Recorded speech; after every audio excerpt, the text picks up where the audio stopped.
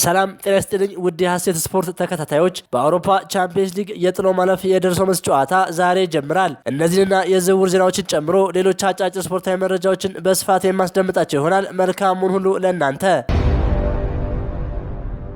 ቼልሲ ላይ የዝውውር እገዳ ተጣለበት። ቼልሲ ቀደም ሲል በተፈጸሙ የፕሪሚየር ሊግ የፋይናንስ ደንብ ጥሰቶች ምክንያት በአንድ ዓመት በእግድ የሚቆይ የዋናው ቡድን የዝውውር እገዳ ተጣለበት። ቡድኑ በተጨማሪም የ10.75 ሚሊዮን ፓውንድ የገንዘብ ቅጣት ተጥሎበት የ9 ወር የአካዳሚ ተጫዋቾች ምዝገባ እንዳያከናውን ታግዷል። ይህ ቅጣት ሊወሰን የቻለው ፕሪሚየር ሊጉ ባደረገው ማጣራት ከ2011 እስከ 2018 ባለው ጊዜ ውስጥ ክለቡ ለተጫዋቾች ላልተመዘገቡ ኤጀንቶችና ሌሎች ሶስተኛ ወገን ሚስጥራዊ ክፍያዎችን ሲፈጽም እንደነበር በመረጋገጡ ነው። ሊጉ እንዳስታወቀው እነዚህ ክፍያዎች በወቅቱ በፋይናንስ ሪፖርት ውስጥ ተካተው ቢሆኑ ኖሮ እንኳ ክለቡ የፒኤስአር ሕግን የማይጥስ ነበር። ቼልሲ ጥፋቱን አምኖ መረጃዎችን በራሱ ተነሳሽነት ማቅረቡና በምርመራ ወቅት ላሳየው ልዩ ትብብር ቅጣቱ እንዲቀለት አድርጓል። ቼልሲ የተጣለበት ቅጣት ወዳውኑ ከዝውውሩ አያሳግደውም። ነገር ግን በተሰጠው የሙከራ የገደብ ጊዜ ውስጥ ሌላ ተመሳሳይ የደንብ ጥሰት ከፈጸመ ይህ የአንድ ዓመት እገዳ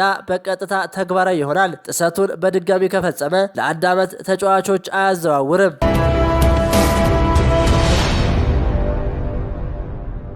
ማንቸስተር ዩናይትድ ካሴሜሮን ለመተካት የሪያል ማድሪዱን አማካይ ኤድዋርዶ ካማቪንጋ ኢላማ አድርጓል። ተጫዋቹ ክለቡን በቀጣይ ጊዜያት ሊለቅ እንደሚችል ተዘግቧል። ሪያል ማድሪዶች ተጫዋቹን ለመሸጥ ፈቃደኛ መሆናቸውንና 43 ሚሊዮን ፓውንድ የዝውውር ሂሳብ እንደለጠፉበት ማርካ ዘግቧል።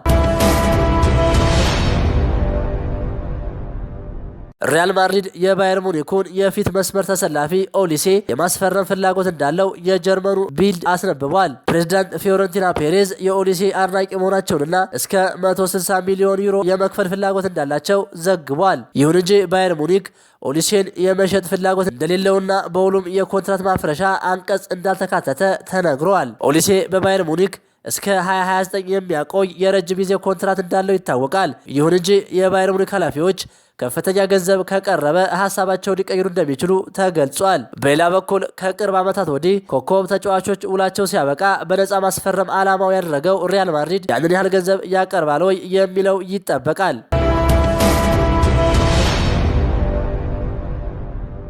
የማንቸስተር ሲቲ፣ ሊቨርፑል፣ አርሰናል፣ አርቢ ላይፕዚግ፣ ቦሩሲያ ዶርትሙንድ እና ባርሴሎና መልማዮች የ21 ዓመቱን የኒውካስል ተከላካይ ሉዊስ ሆልን በቅርበት እየተከታተሉት እንደሚገኙ ተዘግቧል። ሊቨርፑል የብራዚላዊውን ግብ ጠባቂ አሊሰን ቤከርን ኮንትራት እስከ 2027 ሊያራዝም ነው። ክለቡ በ2024 ዮርጊ ማማርዳሽቪሊን ቢያስፈርምም ከ2018 ጀምሮ በአንፊልድ የሚገኘው አሊሰን ጤናማ እስከሆነ ድረስ የአሰልጣኝ አርነ ስሎት ቀዳሚ ምርጫ ሆኖ በቀጣዩ የውድድር ዓመትም ይቀጥላል።